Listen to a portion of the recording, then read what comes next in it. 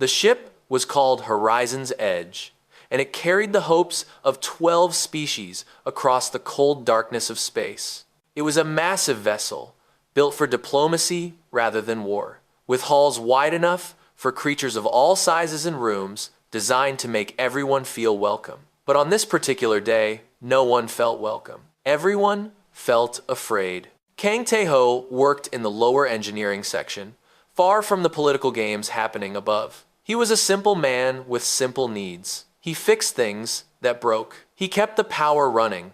He made sure the air stayed clean and the water stayed pure. At 32 years old, he had seen enough of life to know that most problems could be solved with patience and steady hands. But the problem spreading through the ship was not something he could fix with tools. The rumors had started 3 days ago, when the Keth Dominion announced their negotiator. Every species in the galaxy needed the energy crystals that only the Keth controlled. Without those crystals, faster-than-light travel would become impossible. Trade would collapse. Civilizations would fall. So when the Keth Emperor agreed to discuss a resource-sharing treaty, everyone celebrated. Then they learned who he was sending, Princess Velra. The name spread through the ship like a disease. Tae-ho first heard it from a Felian engineer named Goris, who worked in the section next to his. Goris was a large creature with thick blue skin and 4 arms, and Tae-ho had never seen him afraid of anything. But when Goris spoke the princess's name, his voice shook. "She drives people mad," Goris whispered, "just by being near them. I heard a story about a diplomat who spent 5 minutes in her presence. He never spoke again, just sat in corners, weeping until he died." Tae-ho listened but said nothing. He had learned long ago that rumors grew larger with each telling. But as the hours passed, he heard more stories. A warrior species called the Torvins had sent their bravest soldier to greet her once. The soldier ran screaming from the room and later took his own life. A trade delegation from the Mirish Collective had tried to negotiate with her through a closed door. 3 of them suffered permanent psychological damage just from hearing her voice. The princess, they said, was not a negotiator, she was a weapon. By the second day, the fear had spread to every corner of the ship. Tae-ho watched seasoned ambassadors refuse to leave their quarters. He saw guards drawing lots to determine who would stand near the Keth section because no one would volunteer. Even the ship's artificial intelligence seemed to malfunction whenever it tried to monitor her area, as if machines themselves could feel dread. Captain Yoon-hana called a meeting for the human delegation. There were only 20 humans aboard, a small group compared to the hundreds of other species. Humanity was new to galactic politics. They had only made first contact 15 years ago, and they were still learning the rules of this larger universe. Captain Hana was a stern woman in her 50s, with gray hair, cut short, and eyes that had seen too much. She stood before her crew in a small conference room and spoke plainly. "I know you have heard the stories about the Keth princess," she said. "I want you to understand that these stories are true. Her species has powerful telepathic abilities. Most Keth can share emotions in controlled ways. But the princess is different. Her power is amplified beyond anything normal. When you are near her, you feel everything she feels. Every fear, every grief, every dark memory she has ever carried. The experience is overwhelming. Most beings cannot survive it with their minds intact." The room was silent. Tae-ho stood near the back, his arms crossed, listening carefully. "Our orders are simple," Captain Hana continued. "We observe. We do not engage. We let the other species handle negotiations. Humanity is not important enough to take risks here. We stay safe, we stay quiet, and we go home when this is over." The other humans nodded. It was sensible advice. Tae-ho understood why the captain gave it. But something bothered him. Later that night, he walked through the upper corridors of the ship. He told himself he was just stretching his legs, but his feet carried him toward the Keth section without conscious thought. He stopped at a viewing window and looked out at the stars. The Keth section was visible from here, a separate wing of the ship marked by heavy security doors. Guards stood at every entrance, their weapons ready. Warning signs flashed in 12 different languages. But what caught Teiho's attention was not the guards or the warnings. It was the silence. No one entered those doors. No servants, no attendants, no officials. The princess was in there alone. He thought about that for a long time. Teiho had grown up on a colony world called New Gwangju. It was a hard place with bad soil and harsh winters. When he was young, the crops had failed for 3 years in a row. People starved, families broke apart. Some neighbors locked themselves in their shelters and refused to come out, too afraid and ashamed to face the world. He remembered what isolation did to those people, how fear turned them into shadows of themselves, how loneliness became its own kind of death. The princess was alone in there. Everyone on this ship was afraid of her. But he wondered if anyone had stopped to consider what it felt like to be her. He returned to his quarters and accessed the ship's database. He searched for information about the Keth, about their telepathic abilities, about the princess herself. He read for hours, long past the time when he should have been sleeping.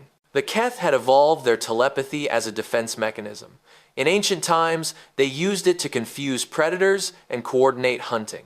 Most Keth could control their projections precisely. But once in a generation, a child was born with power that could not be contained. In the old days, such children were worshipped as oracles. Now they were feared as weapons. Princess Velra had manifested her abilities at age 5. The records did not say what happened, but Teiho could imagine.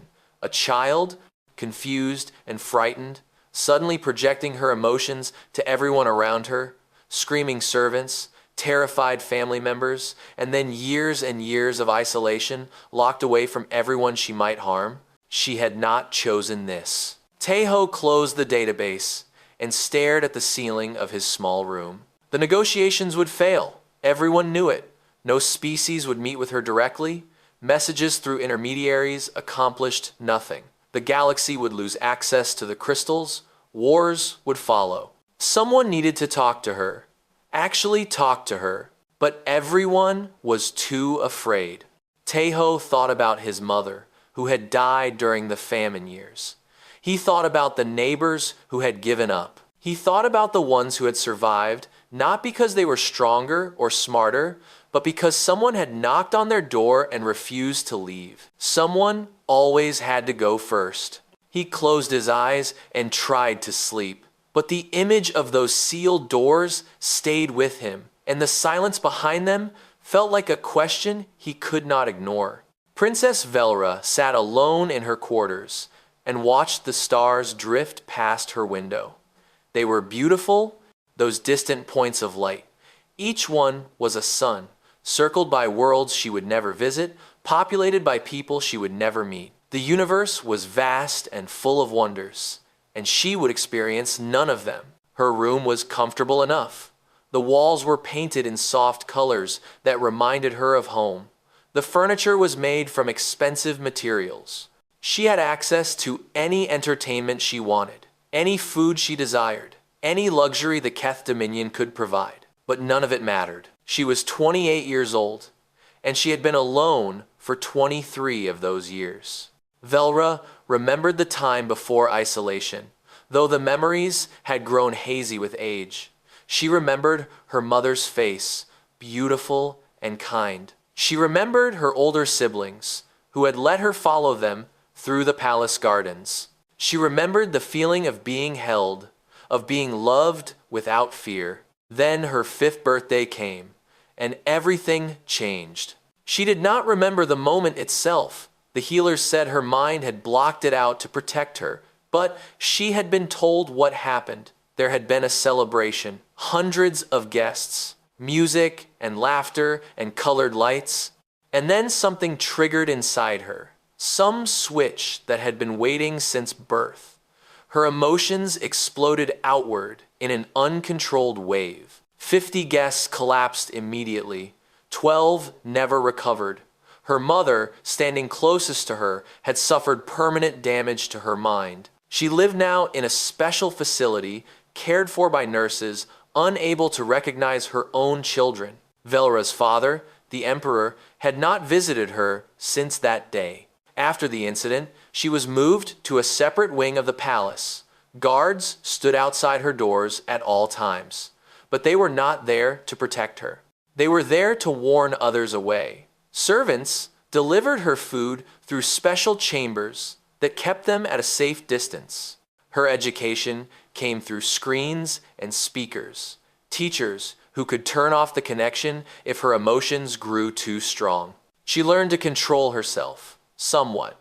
She could suppress her power when she was calm, but any strong emotion, any moment of genuine feeling, risked another outbreak. So she learned not to feel. She buried her grief and her anger and her loneliness deep inside, where they could not hurt anyone. But they hurt her. Every single day, they hurt her.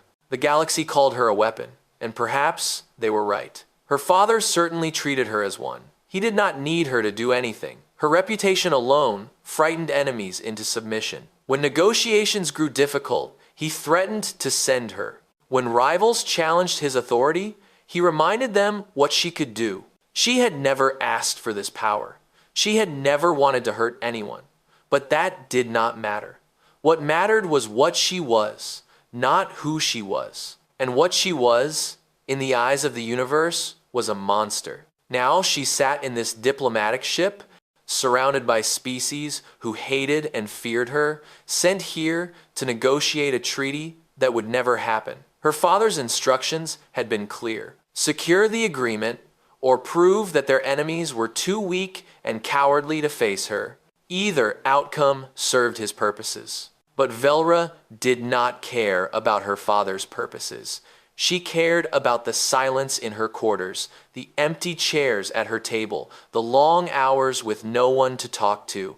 She cared about the way the guards looked at her when she walked past, their eyes full of terror. She cared about the messages she received from other delegations, cold and formal, always delivered through intermediaries, because no one would speak to her directly. She was tired of being alone. She was tired of being feared.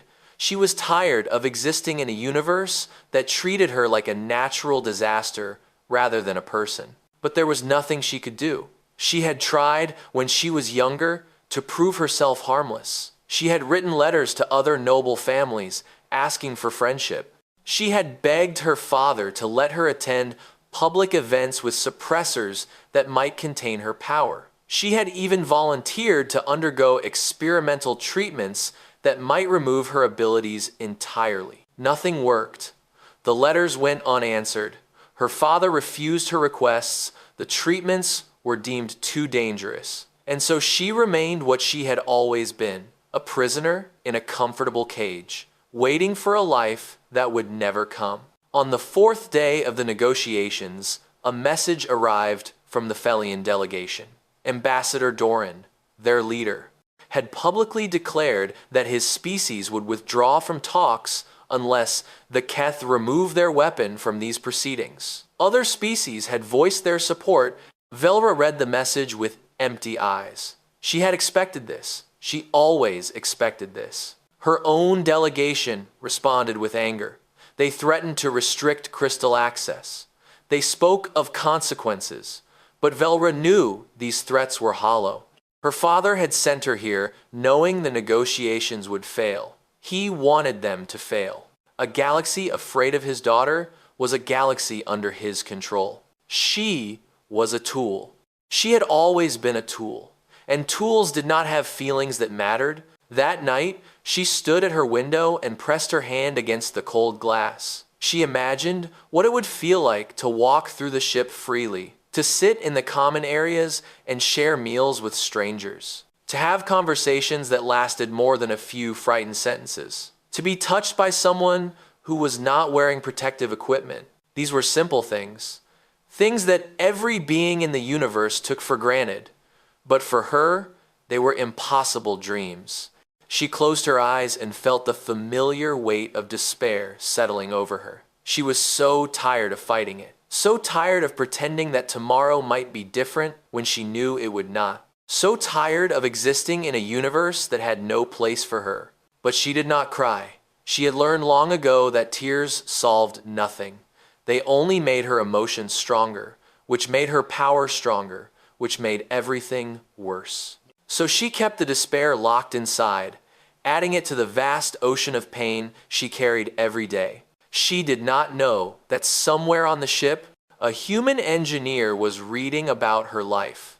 She did not know that someone was looking at her sealed doors and seeing not a threat, but a tragedy. She did not know that soon, for the first time in 23 years, someone would knock on her door and ask if she wanted company. She knew only the silence and the stars and the endless weight of being alone. Tomorrow would bring more negotiations that would go nowhere, more messages delivered through intermediaries, more fear from creatures who had never met her and never would. The galaxy had decided what she was long before she had a chance to show them who she was. And there was nothing she could do to change their minds. She turned away from the window and sat on her bed. The room was too quiet. It was always too quiet. She tried to imagine what noise would sound like, what voices would feel like, what it would mean to hear someone speak her name without fear. But imagination was all she had. It was all she had ever had. And tonight, like every other night, it was not enough. The fifth day of negotiations began with chaos. Ambassador Doran made his announcement in the main council chamber, his blue face twisted with anger. "We will not treat with a weapon," he declared. "The Keth have sent a monster to threaten us, and we will not accept this insult." Taeho was not in the chamber. He was working on a power coupling in the engineering section, listening to the broadcast through his communicator. He heard the shouting, the accusations, the threats that flew back and forth between species. He heard the Keth delegation promise terrible consequences if the treaty failed. He heard Ambassador Doran respond with his own threats. And through it all, he heard nothing from the princess herself.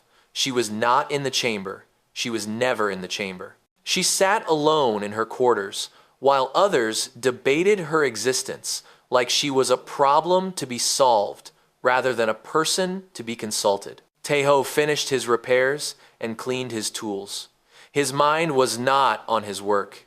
It was on those sealed doors, that empty silence, the woman trapped inside.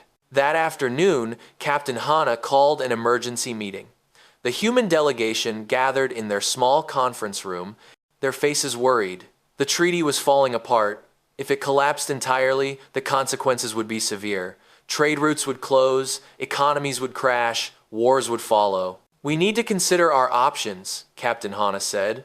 "Humanity cannot afford to be caught in the middle of a galactic conflict." One of the diplomats, a young woman named Park Ji-young, spoke up. "We could offer to mediate, position ourselves as neutral parties. We lack the influence," another replied. "No one will listen to us." "Then we do nothing? We stay safe. We survive.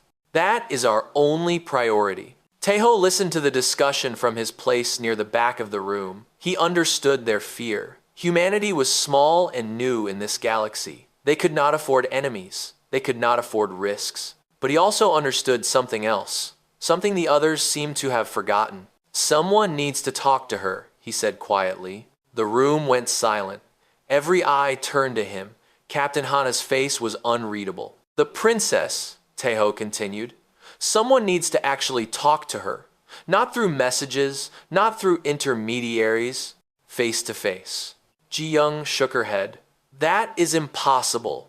You heard what she does to people." "I heard stories," Taeho replied.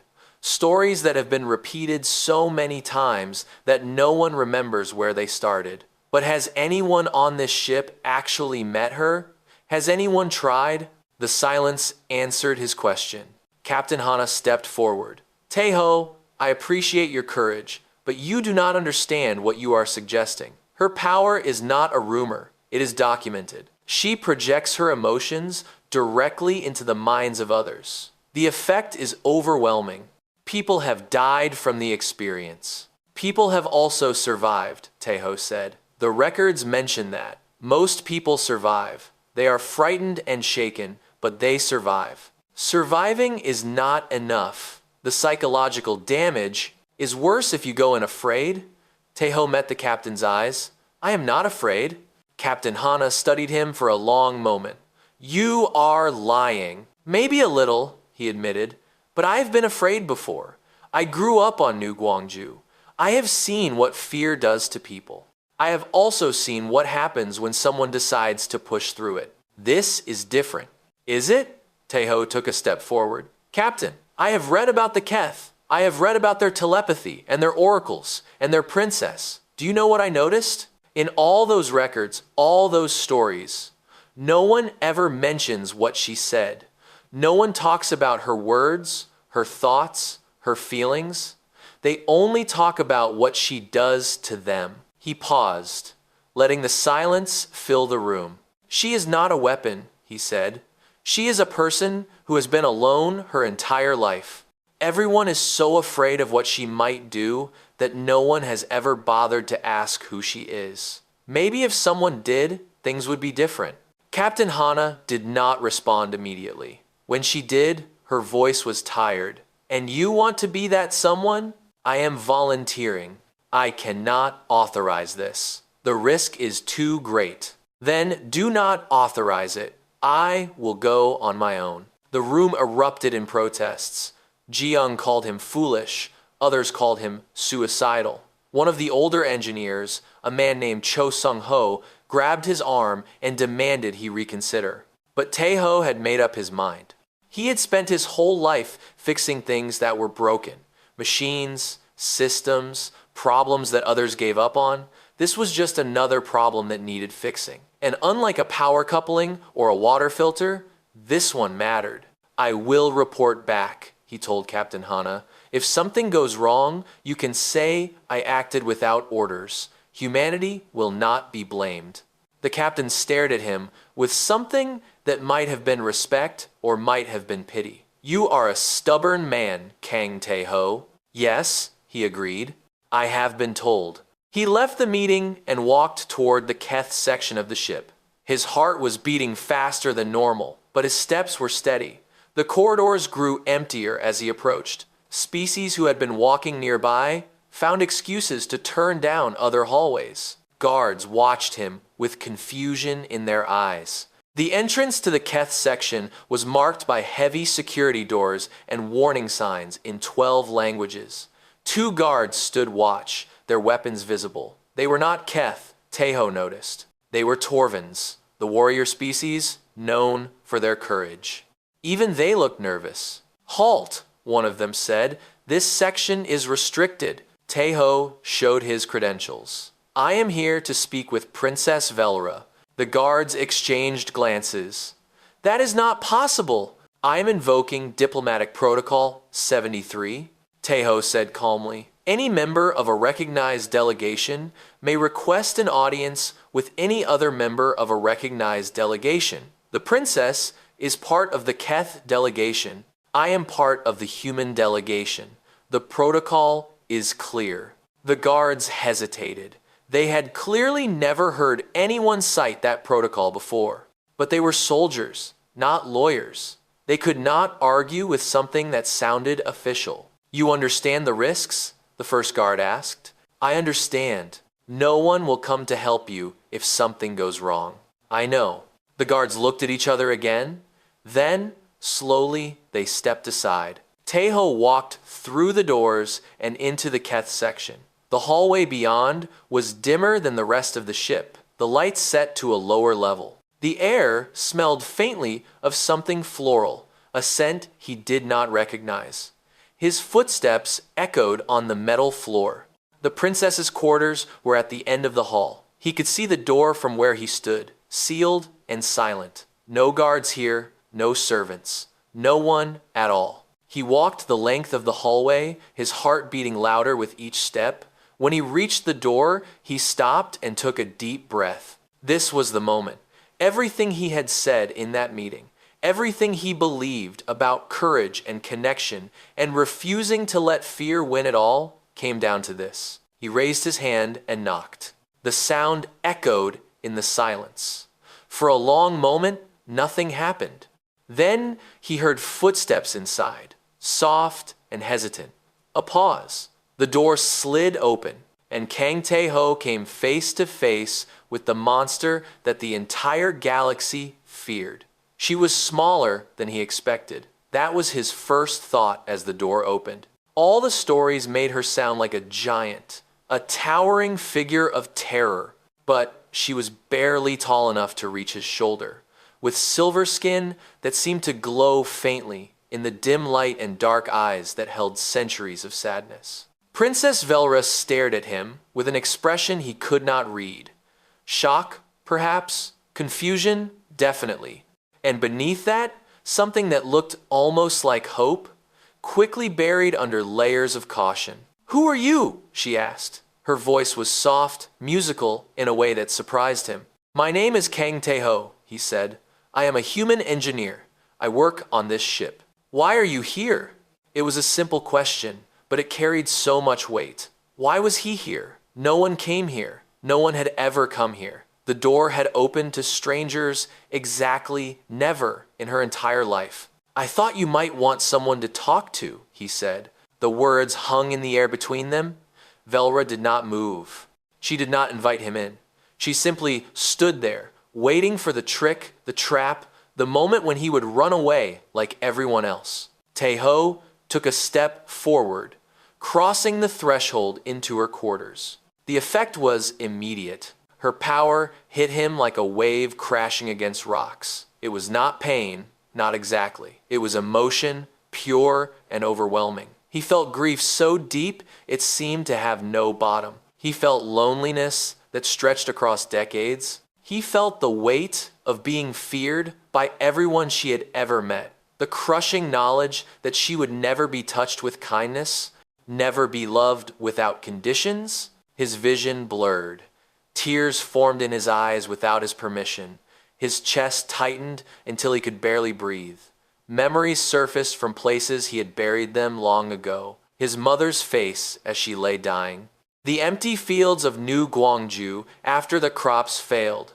The neighbors who had given up, who had locked themselves away and slowly faded into nothing. He felt all of it. Every dark moment of his life amplified and reflected back at him through the lens of her own suffering. But he did not run. He stood in her doorway, tears streaming down his face, his body trembling, and he did not run. Velra watched him with growing amazement. Seconds passed, then more seconds. He should have collapsed by now. He should have been screaming, clawing at the walls, begging to be released. That was what always happened. That was what had always happened. But this human just stood there, crying silently, not moving forward and not moving back. "How are you doing this?" she whispered. Tae-ho took a shaky breath. The wave of emotion was still washing over him, but he found that if he concentrated, he could stay afloat.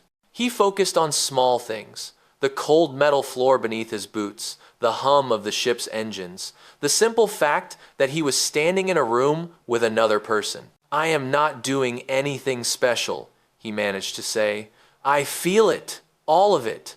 It hurts." Then, "Why do you not leave?" He looked at her, really looked at her, past the silver skin and the dark eyes and the reputation that preceded her everywhere. He saw a young woman who had spent her entire life alone, who had never known a moment of genuine connection, who expected nothing but fear and rejection from every living being in the universe. "Because you do not want me to," he said. She had no response to that. She stepped back, and he followed her into the room. The door closed behind them. Her quarters were comfortable but empty. Everything was in perfect order because nothing was ever disturbed. There were no personal items, no decorations, no signs that anyone actually lived here. It was a room designed for existing not for living. Teho walked to a chair and sat down heavily.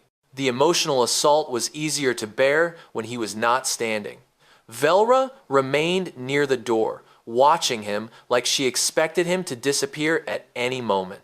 I do not understand, she said finally. Everyone else who comes this close, they lose themselves. They cannot think, they cannot speak. But you are still here. You are still talking. Teho wiped the tears from his face. I grew up on a colony world, he said. A hard place. We had famines. People died. I have carried grief for a long time.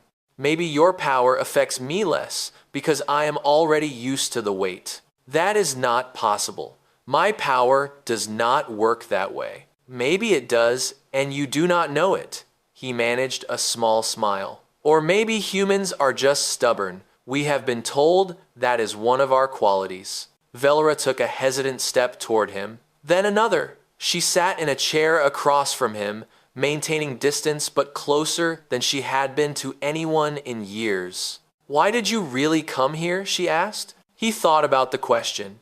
The honest answer was complicated. He had come because he saw injustice in how she was treated. He had come because he believed that isolation destroyed people and someone needed to break through her walls. He had come because he remembered what it felt like to be alone and afraid, and he could not ignore someone else going through the same thing. But mostly, he had come because it was the right thing to do. I read about you in the ship's database, he said. Not the scary stories, the real information. About how your power developed when you were 5, about what happened to your mother, about how you have been alone ever since. Velra's expression flickered. Pain crossed her face, quickly hidden. None of that was your fault, Teho continued. You were a child. You did not choose what happened, but everyone has blamed you anyway. They have treated you like a weapon instead of a person. I thought that was unfair. Unfair, she repeated, as if tasting the word. I have never thought of it that way. I always believed I deserved this, because of what I am. What you are is someone who needs a friend, just like everyone else. She stared at him. The emotional projection continued, but Teho noticed something changing. The despair was still there, but mixed with it now was something new. Wonder, disbelief, a tiny spark of something that might have been hope. You are strange, she said. Your species is strange. Yes, he agreed. We have been told that too. They sat in silence for a moment. It was not an uncomfortable silence. It was the silence of two people learning how to exist in the same space, figuring out the shape of a connection that neither had expected. Tell me about your world, Velra said finally. This colony you mentioned? New. What was it? New Guangzhou? Teho said. It is far from here, on the edge of human space. We grow crops that do not taste very good, and we complain about the weather constantly. It is not an important place. It sounds important to you. He smiled. It is. The people there, they taught me something valuable. During the worst years, when everything was falling apart, we survived because we helped each other. We shared food when there was not enough. We knocked on each other's doors to make sure no one was forgotten. We refused to let anyone face the darkness alone. Velra absorbed this. And that is why you are here, because you refuse to let me face the darkness alone? Something like that. She was quiet for a long time. When she spoke again, her voice was barely above a whisper. I have been alone for 23 years. I forgot what it felt like to be seen as a person instead of a danger. Thank you for reminding me. Teho nodded. Can I come back tomorrow? The question seemed to startle her. She had not expected him to want a second visit. She had assumed this was a one-time curiosity, a human who had proven a point and would now return to his normal life. But he was asking to return. He wanted to see her again.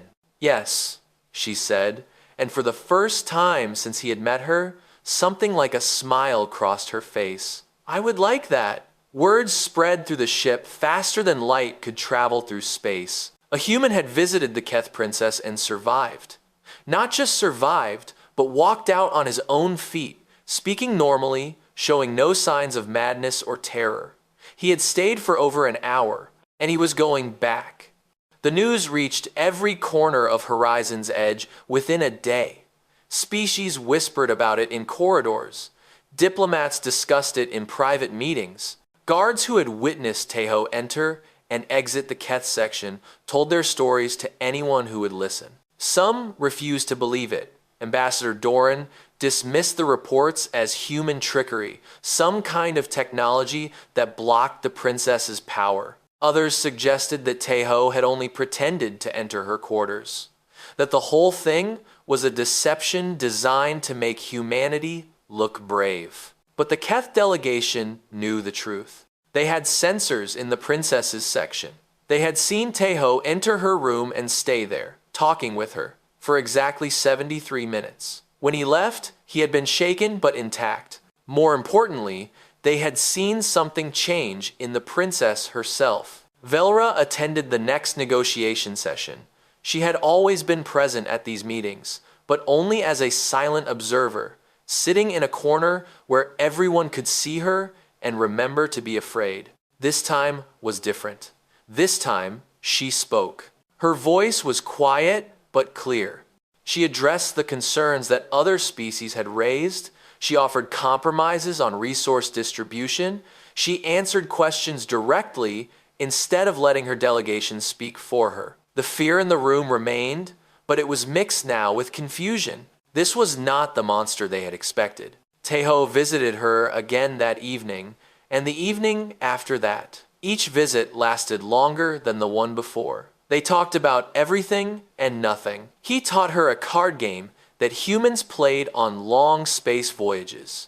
She taught him meditation techniques that the Keth used to control their emotions. Lessons she had never been properly taught because no one would stay near her long enough. On his fourth visit, she asked him how he had learned to carry so much pain. He told her about his mother, about watching her fade away during the famine years, getting weaker each day, giving her food to him even when she had none for herself. About the morning he woke up and found her cold and still, and how he had been too young to understand what death meant. He told her about the neighbors who had given up after that. Good people, strong people, who simply could not carry the weight any longer. How some of them locked themselves away, and others walked into the frozen fields and did not return. And he told her about the ones who survived, about how they had formed circles of support, checking on each other every day, sharing what little they had, about how the colony had rebuilt itself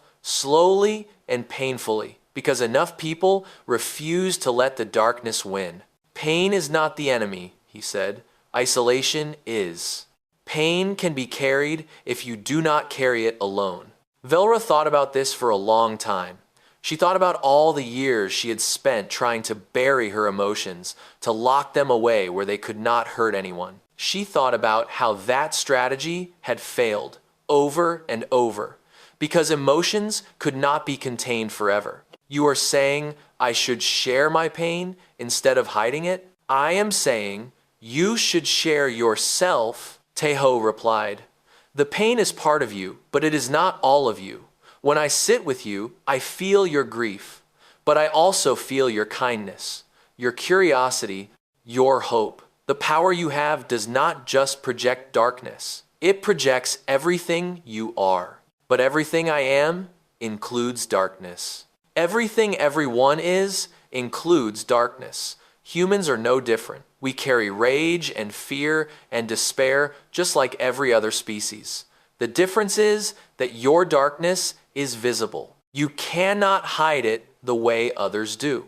But that does not make you worse than them. It just makes you more honest. These words changed something in Velra. She had spent her whole life believing that she needed to suppress herself, to become less than what she was in order to be acceptable to others. Tejo was suggesting the opposite. He was saying that being fully herself, darkness and all, was not a flaw but a kind of truth. Captain Hana summoned Tejo after his 5th visit. She studied him carefully, looking for signs of damage. The ship's doctor ran every scan available, checking his brain patterns, his emotional responses, his psychological stability. He was tired, that was obvious. Each visit drained him in ways that were difficult to measure, but he was stable, he was whole. Whatever the princess did to him, he absorbed it and recovered. I do not understand how this is possible, Captain Hana admitted. The records are clear. Her power destroys people. Maybe the records are wrong, Tejo suggested. Or maybe they are right about others, but wrong about humans. Why would humans be different?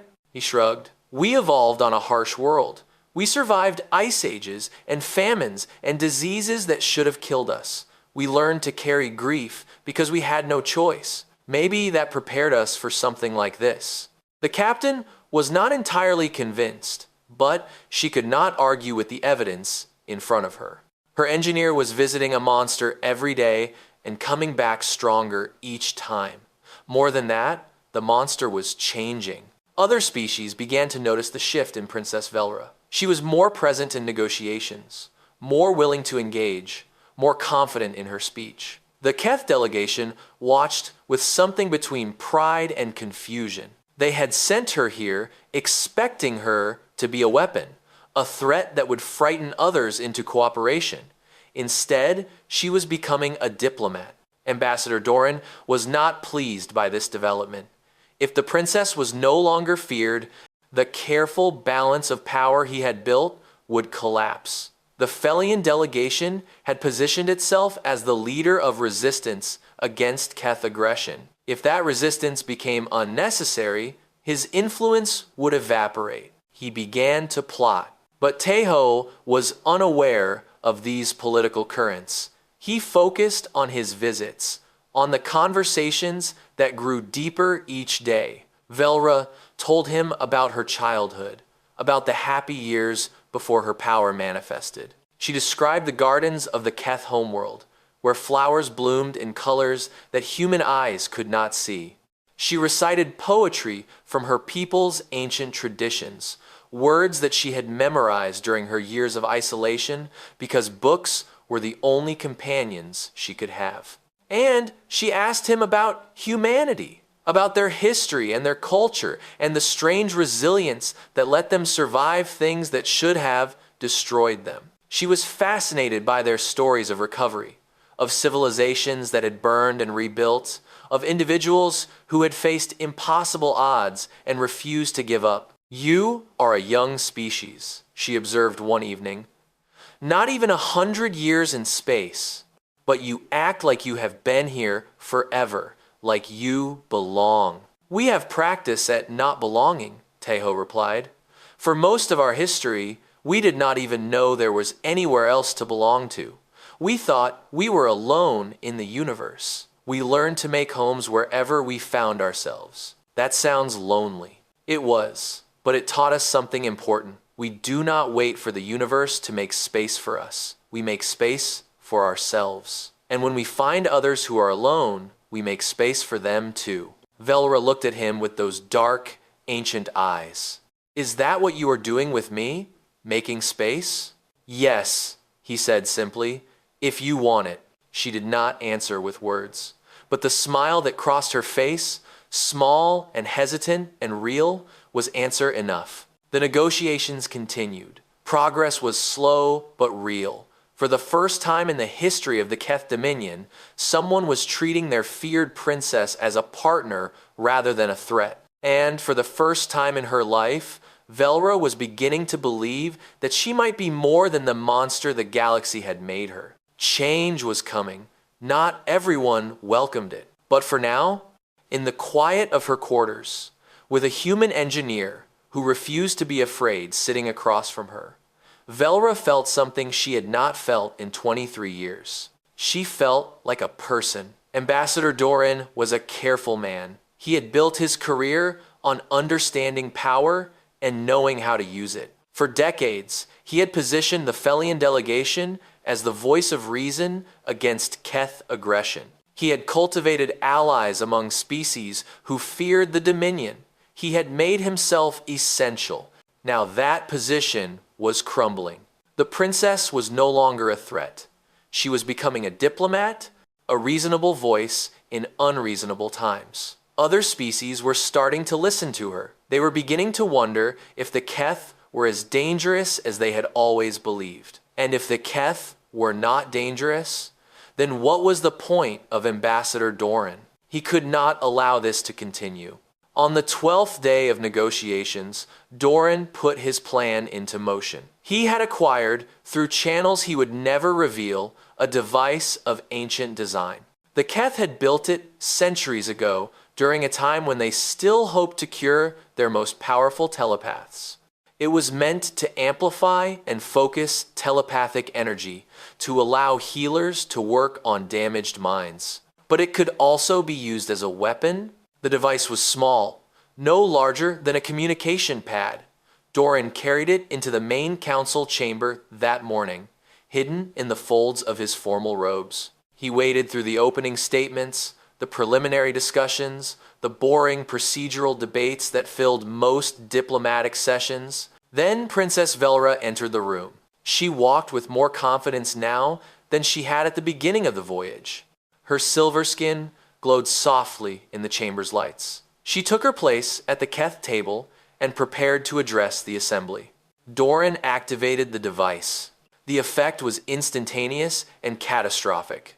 Velra felt her power surge beyond anything she had ever experienced. The careful control she had been learning, the meditation techniques Tejo had helped her practice, all of it shattered in an instant. Her emotions exploded outward in an uncontrollable wave, amplified 100-fold by the hidden device. The entire chamber collapsed into chaos. Diplomats screamed and fell from their chairs.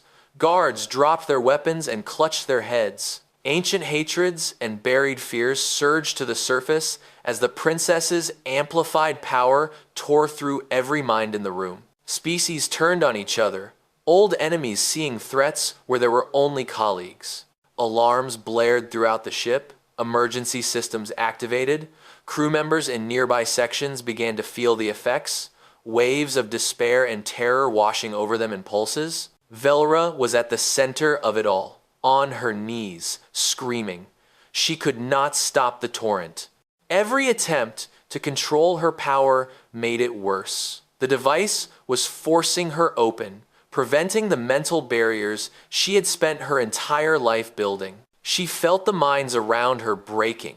She felt their fear and their pain, and she felt herself becoming the monster everyone had always believed she was. Tejo was in the engineering section when the wave hit him. It knocked him off his feet, filled his mind with images of death and destruction, showed him nightmares he had buried decades ago. For a moment, he could not move, could not think, could not do anything but suffer.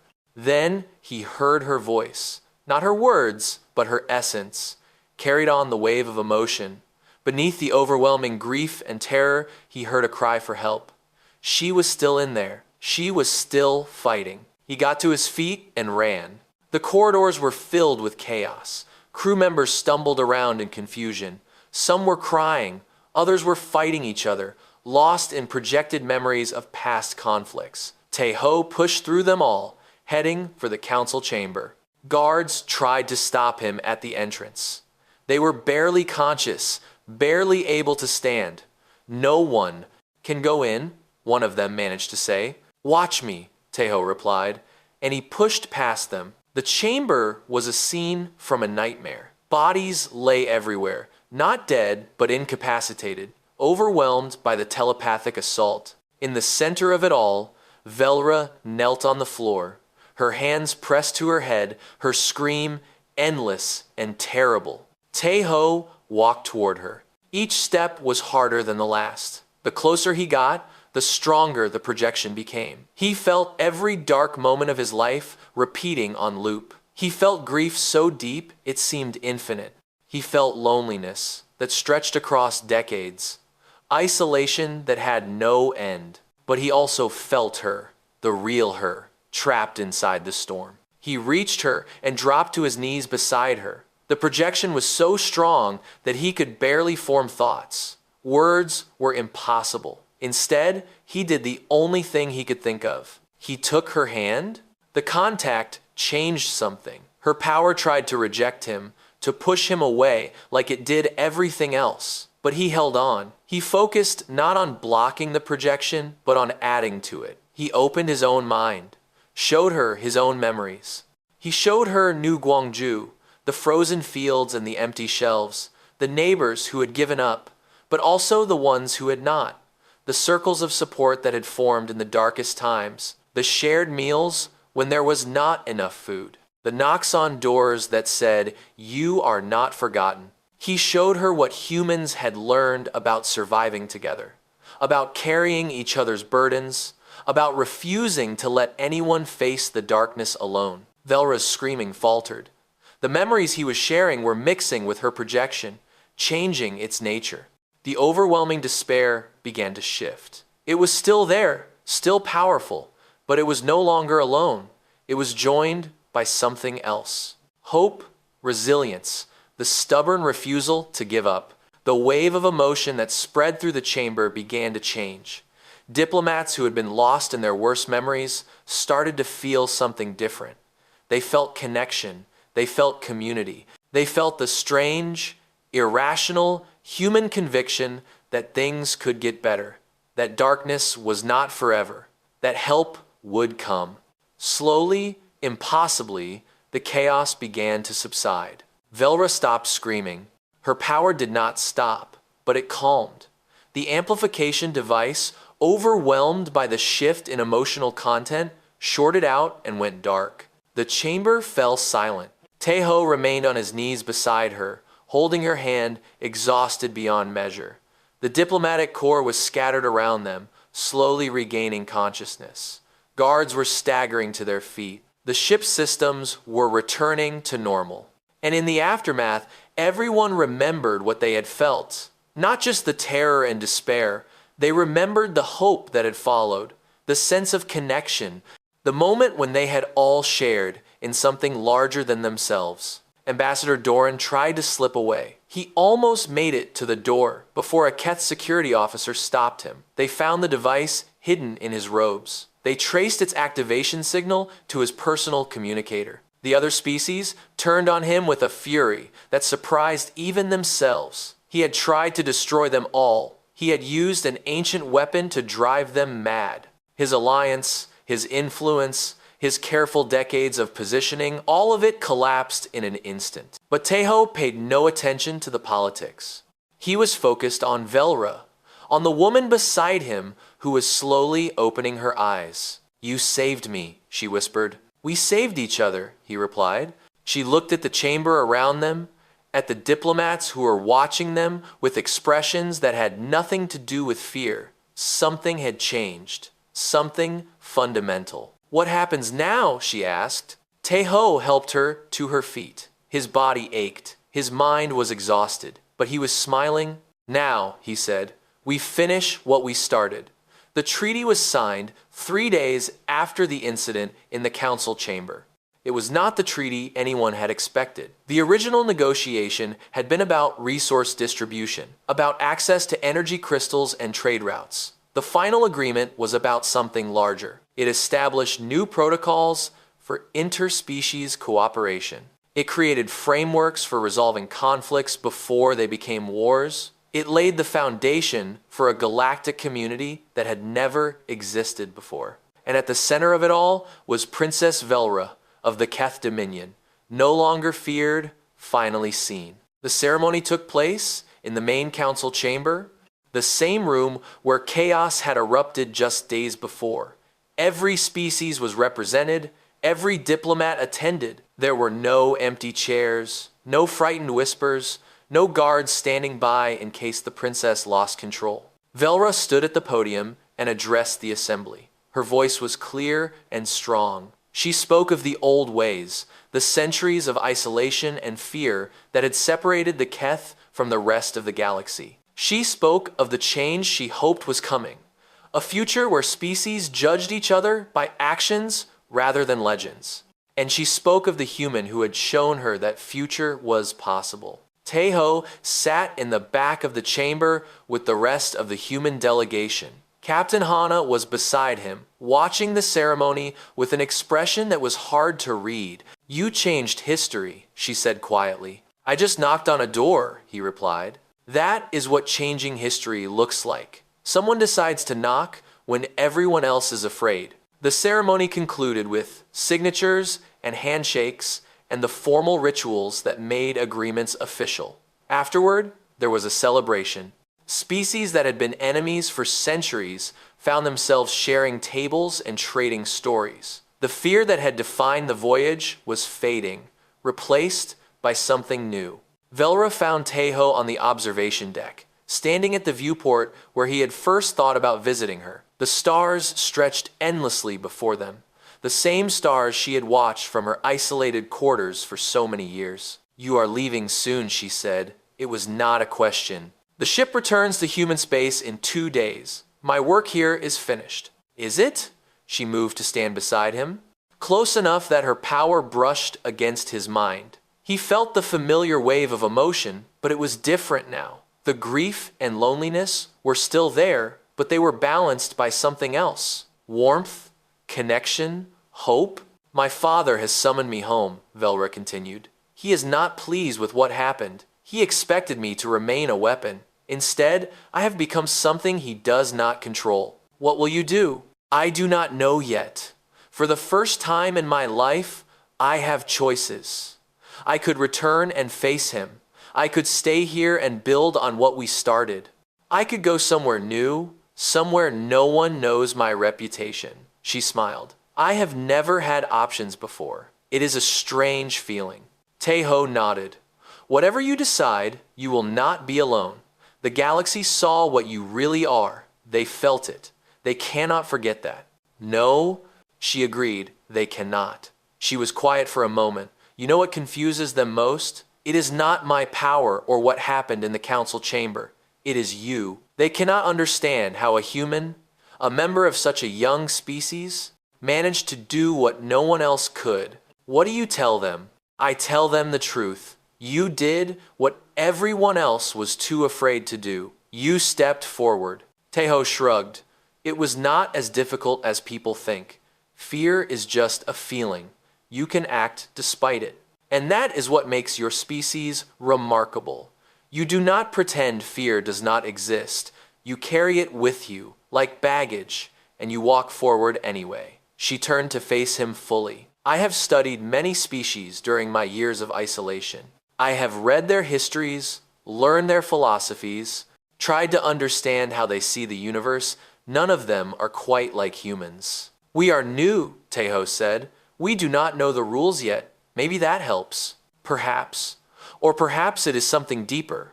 She considered her words carefully. Most species calculate before they act. They weigh costs and benefits. They determine whether helping someone is worth the risk. Humans seem to skip that step. You see someone in trouble, and you help. It is not logical. Probably not. But it is powerful. More powerful than any weapon the galaxy has ever seen. She smiled again. And this time, it reached her eyes. "I think the universe is not ready for your species, Kang Tejo. You are going to change everything." "We are just people," he said. "We make mistakes, we fail, we are not as brave as you think. And yet, here you are, and here I am, free for the first time in my life, because one person decided to knock on a door." She reached out and took his hand. "Thank you. I do not have words sufficient to express what you have given me, but I will spend the rest of my life trying to be worthy of it." Captain Hana watched them from across the deck. She had already written her report to Earth, summarizing everything that had happened. The response from home had been a mixture of pride and alarm. Humanity had made a significant impression on the galactic stage. That brought opportunities, but also dangers. But Hana was not worried about the politics. She was thinking about what she had witnessed. A simple act of courage, a single decision to help someone who needed it, had changed the course of history. That was what humans did. That was what they had always done. The galaxy expected humanity to be afraid. They did not know us yet. 2 days later, the human delegation boarded their transport home. The farewell ceremony was brief but meaningful. Representatives from multiple species came to see them off, expressing gratitude and offering future cooperation. It was the first time in human history that they had been treated as true partners rather than newcomers. Velra was there as well. She embraced Taeho in front of everyone, a gesture that shocked many observers. The feared princess, touching someone voluntarily, touching someone who was not running away. "We will meet again," she said. "I know," he replied. The transport departed. Taeho stood at a viewport and watched Horizon's Edge shrink into the distance. The stars surrounded him, infinite and indifferent, full of dangers and wonders that humanity was only beginning to explore. He thought about what Velra had said, about how humans skipped the calculation and simply helped, about how that might be more powerful than any weapon. He did not feel powerful. He felt tired and a little sad and uncertain about what came next. But he also felt something else, a quiet satisfaction that he had done the right thing, that he had seen someone suffering and refused to look away. That was enough. In the weeks and months that followed, the story of the human engineer and the Keth princess spread across the galaxy. It was told in council chambers and trading posts, in schools and homes, wherever species gathered to share news. It became a legend, proof that fear could be overcome, that connection was possible even between the most unlikely individuals. Other isolated beings began to reach out, seeking contact with the strange species that had shown such unexpected compassion. Scientists who had been shunned for their dangerous experiments, leaders who had been exiled for their unpopular ideas, creatures who had been labeled monsters and locked away from society, they all asked the same question. Would humans help them too? And again, humans said yes. Not because it was logical, not because it served their interests, but because it was the right thing to do. Taeho returned to his work as an engineer, fixing things that broke, keeping systems running. He received messages from Velra occasionally, updates on her efforts to reform the Keth Dominion from within. She was making progress, slowly but steadily. She had allies now, she had friends, she was no longer alone. Neither was he. The galaxy was vast and full of wonders, and humanity was just beginning to find its place within it. They were young and inexperienced, easily overlooked, but they carried something the other species did not fully understand. A stubborn refusal to let anyone face the darkness alone. A belief that compassion did not require calculation. The universe was not ready for them, but they were ready for the universe.